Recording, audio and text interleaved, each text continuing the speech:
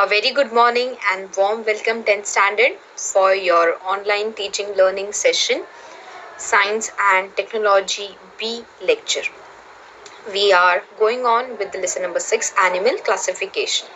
Many of the students have requested for re-explanation of the phylum Chordata, and so here we have its explanation. Read it from your textbooks, listen to the lecture carefully, and if you want you can jot down the important tricks and points that I have been explaining you throughout. So let's start. We were on phylum Non-Chordata and the 10 different subphylums of that particular non-chordates. Here the very basic and common characteristics you would find is they have a supporting notochord. Okay, all the animals would be having this. Then all the chordates on this planet are included in this phylum. It's very huge. And further, in the phylum Chordata you have three subphylums: Urochordata, Cephalocorteta and Vertibrata. Okay, as we move on to each of the subphylum, we'll be seeing why they are being named specifically this. The peculiar characteristics or important ones that you need to remember: notochord and pharyngeal gill slits are always present until at least some of the developmental stage. You will find that there is notochord and there are pharyngeal gill slits, right? In the non-chordates, you did not find notochord in every class or pharyngeal gill slits, right? Then, presence of single tubular spinal cord, which is on the dorsal side of the body. Dorsal and ventral I explained you previously. Now, if you look at ourselves also, our body also, the spinal cord is present on the dorsal side. Yes, we all know where is the spinal cord present. So simple, it is your dorsal side. And then what would be the ventral side? Where is your heart? It is on the ventral side. So now we are clear what is dorsal side and ventral side. We are the live examples to understand this, right? So these are the specific important characters you will find in every chordate animal, right? So let's move on. These are the various organisms included in the phylum Chordata. Okay. The first subphylum or phylum Chordata is Urochordata. Uro means the tail portion. Okay. So hence it is Urochordata. Now these are all marine animals. You will find them in the waters. The body is covered by something called as test or tunic. You can see on the screen. Okay, just like our body is covered with skin and then you have hair, right? Some animals have fur, some have feathers. Similar way, here what they have is called as test or tunic. In the larval stage, these animals are free swimming.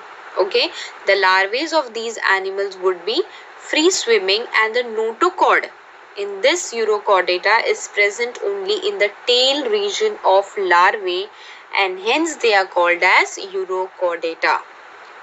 I hope now you are clear why they are being named such, because the notochord is present only in the tail region and Uro means the tail portion, hence they are being termed as Urochordata, right? Then the larvae gradually metamorphosize into adults. Okay, now how do they grow into adults? By settling at the bottom of the sea, by settling at the bottom of the ocean bed. Okay, and basically metamorphosis is what? It changes its form, its structure. When they are larvae, they are totally different. When they metamorphose or when they change into adults, it is different. Their habits change, the habitats change. But when this metamorphosis takes place, when they go and settle down at the bottom Okay, you do not find them in the uh, surface waters, and they are hermaphrodites. Okay, hermaphrodites we have studied. Both the sexes sometimes are present in the same single body of the organism. The next subphylum of phylum Chordata is Cephalocorteta. Now here you will have to understand why they are being named so, right? Cephalochordata. Now chordata means we all know they belong to the chordates. Cephalon means it's in Greek, it means head. Okay, so why they are named so? Because here the notochord is present throughout. Okay, the notochord is present throughout the body length. If you go to see the pink color, yes, from the tip of the body of the animal till the tail region, you can see there is presence of notochord. This extends from the tip to the anterior end of the body. So hence they are named as Cephalochordata. The notochord, which is in the part of the brain that extends from there to the anterior part of the body, right? Hence they are being termed as Cephalochordata. Cephalon is a word which in Greek means head. Now they are small fish-like structures, as you can see, marine. Yes, from the posterior and the anterior ends, their body is tapering a bit. Yes, appear to be like fish. They are very, very, very tiny, microscopic. You'll find them in waters. They have large pharynx along with gill slits. That also you can observe on the picture. And they are unisexual. Okay, now unisection in hermaphrodites, the difference is very much clear to you all.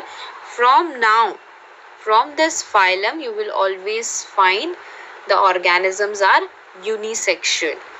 As you go a step higher in a phylum or the class that we are going to study ahead, you are just going to see more and more evolution and development. Okay, so it's very interesting. Keep paying attention. Let's move to the next subphylum. Next subphylum we have Vertibrata, or it's also called as Craniata. There is something in our head called as cranium. This cranium protects our brain. Okay, it is also called as brain case. If you see the second feature of the subphylum Vertibrata, the well developed head. So all the organisms included in the subphylum Vertibrata are having well developed head.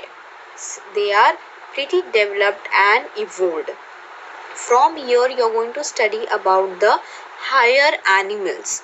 Okay, beyond this you don't have any further highly developed organisms. Here also further you have 6 different classes, and you will see how gradually evolution has taken place. Okay, so first let us look at the general features of the Vertibrata subphylum. Notochord here is replaced by vertebral column. Now vertebral column is something which protects your spinal cord. Okay, if you touch the spinal cord behind, you can feel the vertebral column which is protecting your spinal cord, and this vertebral column is divided into 33 bones. Okay, you can feel the gaps in between. Clear? Hence this subphylum is termed as Vertibrata, and the organisms included in this subphylum are also called as vertebrates. You and I are vertebrates. Okay, brain protected by cranium. The endoskeleton. Okay, endo means inside, either it is bony or cartilaginous. Bony means either it is made up of bones or else it will be made up of cartilage. Jawless or with jaws. Some of them are without jaws, and those that do not have jaws are called as agnatha. A, that is absence. And if there is presence of jaw, just like we have, they are called as gnathostomata. G is silent.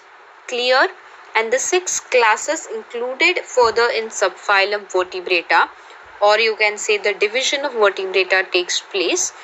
A. Cyclostomata, B. Pisces, C. Amphibia, third Reptilia, E. Aves, and F. Mammalia. Okay, so here are the further 6 classes which come under the subphylum Vertibrata. We would be looking on one by one, and I'm sure this is very easy to understand because here all the classes we are aware of and the organisms included in these classes are very well known to us. Okay, so let us proceed. The first class is Cyclostomata. Cyclo means somewhat circular. So here the mouth of these organisms are circular. If you look at the picture on your screen of myxine or petromyzon, you can see the mouth is somewhat circular shaped, and they are provided with suckers. Okay, in this square shaped picture, I have given you a specific mouth picture only, which is circular. Okay, and they have something like suckers which will help them to take in the food. Okay, they do not have jaw. Their mouth will not have jaw. They can also be called as agnatha. Okay, just by looking at the picture on your screen, you will get to know that the skin is very soft. No paired appendages. Appendages means no limbs, no hands, no legs, nothing, which is very clear.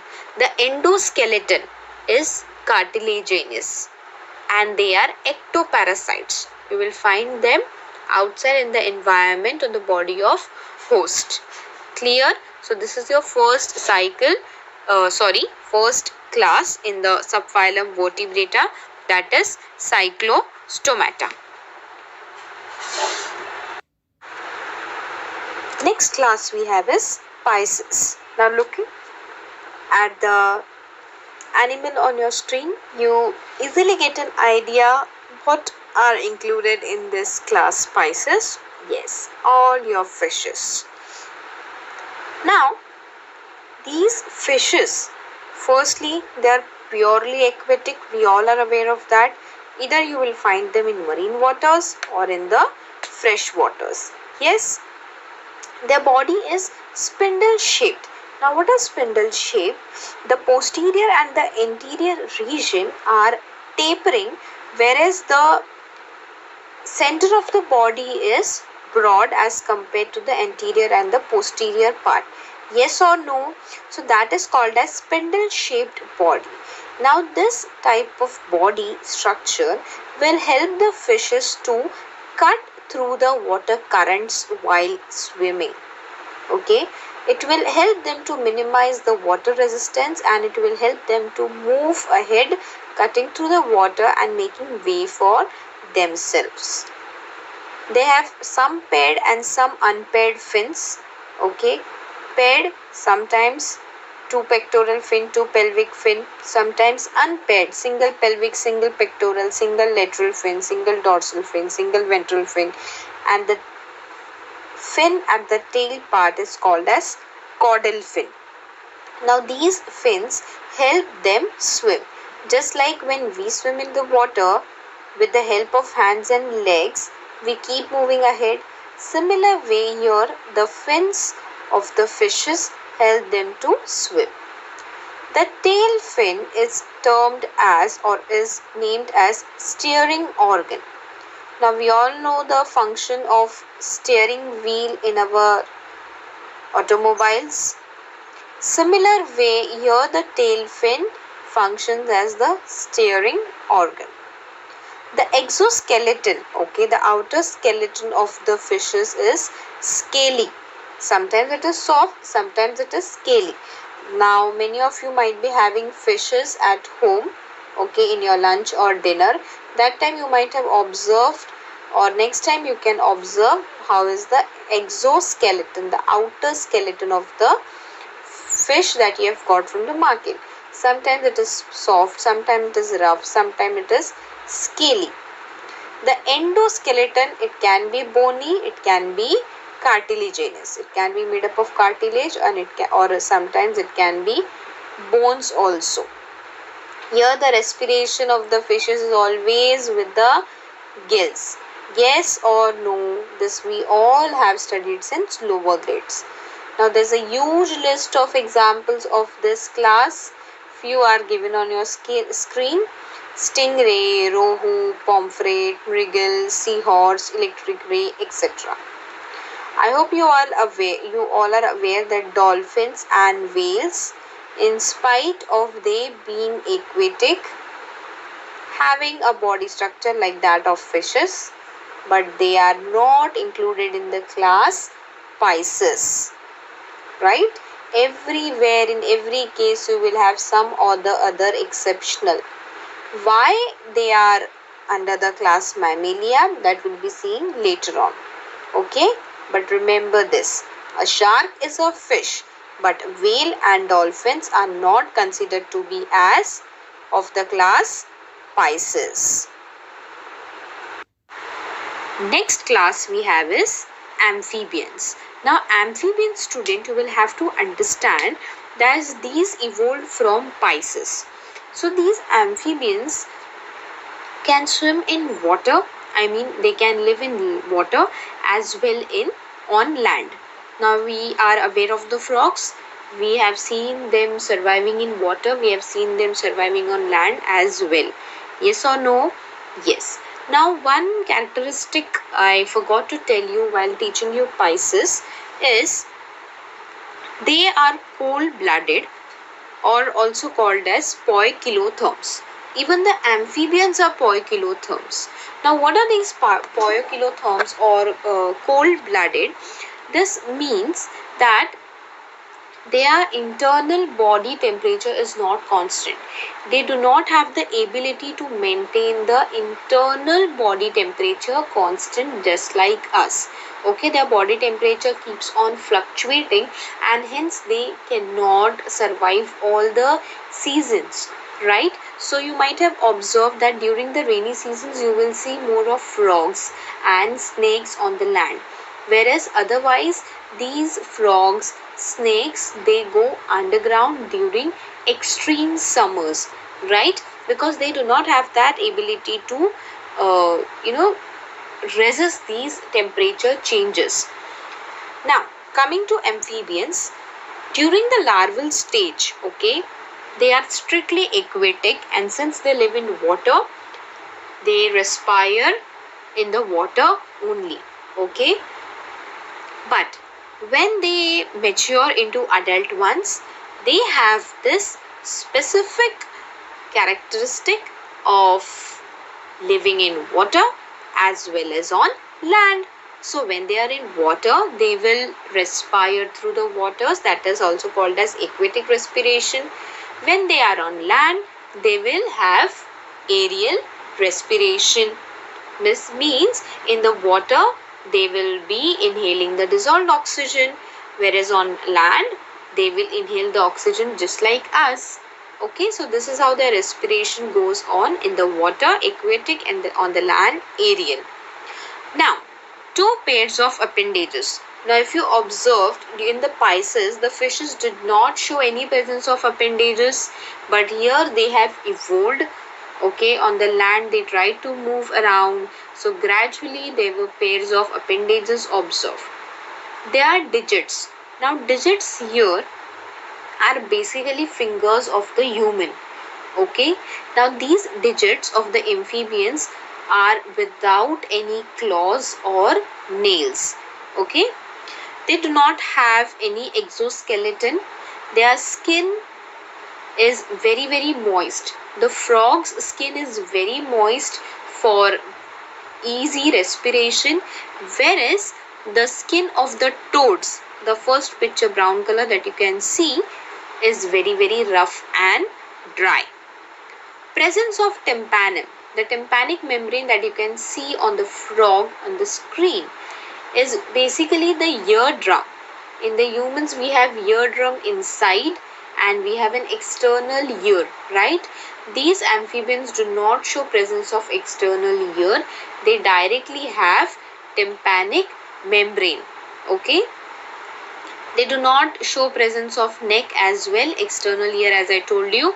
Prominent eyes with eyelids. Okay. This eyelids will help them in the water and prevent their eyes from the water entering into them. Okay. The picture in the center that looks like a lizard to you is salamander.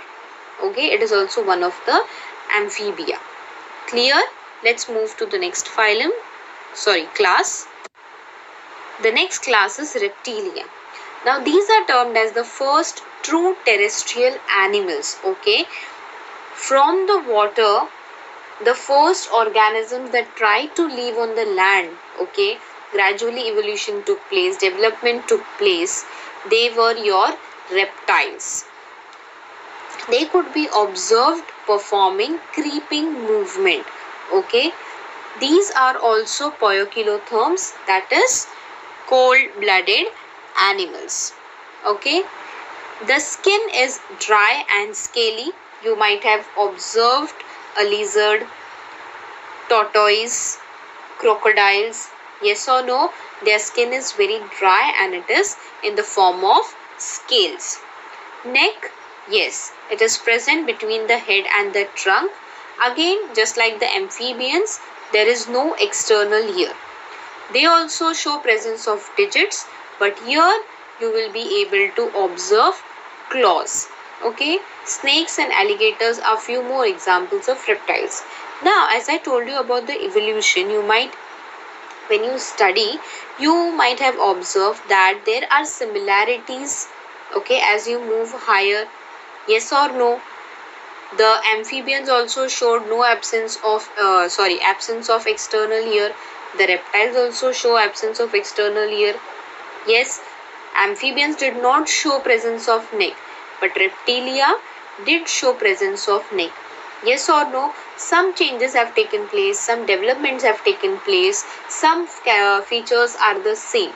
Yes, so can we say the evolution has been taking place? Yes. Now it is said that snakes also had appendages. Okay, but it used to be very troublesome for them to creep on the land, and gradually, after generations and generations of snakes, appendages were lost from the new generations. So this is how evolution takes place. When you will be studying about evolution in lesson number 1, you will see how giraffe have evolved to be so tall. Okay, their neck. So this is how changes have been taking place. Struggle for surviving in the nature has brought about changes. Next we move to class aves. Now we all are aware aves means all are birds. Okay, that can fly. So aerial life, they are always will find them in the air. Now from here the organisms become warm-blooded. They struggled hard, they brought about changes in them, and the new generations were found to be warm-blooded, means homeotherms. They are able to maintain constant body temperature, just like you and me. Yes or no? Does the external temperature affect us so much? No. Why? Because the internal body temperature of ours is constant. We have that ability. Here the body is spindle shaped. If you remember, we have studied somewhere else also about the spindle shaped body. Yes, in the fishes. Now, just like in the water, similar way in the air also, during the flight, the birds will be able to fly easily, cut through the air and move forward because of this spindle shaped body. Okay, the posterior and the anterior part are tapering, if you observe. Okay, so this way you can remember one thing. Here the forelimbs are modified into wings. They do not have two hands, okay, or two limbs in the uh, anterior part. Okay, uh, they are codified into the wings. Now with the time, when the few of the reptiles might have tried to fly, so gradually with time, the next generation of organisms or years later, the new generation might have these limbs modified into wings. The digits here are covered with scales and they have claws. That you might have closely observed the claws of the birds. Exoskeleton, yes, as wings. Neck is present between head and the trunk, and the jaws are modified into the beak for easy, uh, easy method of eating, for comfortably eating whatever their prey is. Few examples are vulture, pigeon, crow, penguin, and many more birds you can add into it. The last and the final class, the highly developed one, Mammalia. The very distinct feature of class Mammalia is presence of mammary glands, milk producing glands. That is why your bat, your elephant, your kangaroo, your whale, dolphin are all included in the class Mammalia, because very first one, they directly give birth to a young one, and second feature is presence of mammary glands. Okay, bat can fly, but it is not included in class Aves, but in class Mammalia because of the presence of mammary glands. Warm blooded, yes. Body is divided into head, neck, trunk, tail. Now as evolution went on taking place, when humans developed, humans did not show presence of tail, but we do have tail bone. Digits, that is your fingers, either they have nails or claws if it's a bat, if it's kangaroo, or hooves. Okay, this you will be able to find in the horses. Exoskeleton, the skin is covered by hair like humans or fur. Examples: human, dolphin, whale, and many more such. Okay, so I think the chapter has been very interesting. With this, we complete with the lesson number 6, animal classification. I would once again advise you all to study the animals whenever you're studying the characteristics. Okay, without characteristics or without the animals, you will not be able to understand and write during your exams. So whenever each phylum or each class you are studying, you will have to have animals in front of that particular phylum or the class. Then you can study. You can also prepare charts or diagrammatic representations or flow charts for better understanding. Okay, if any doubts, feel free to ask. Keep revising, study well, take care, bye.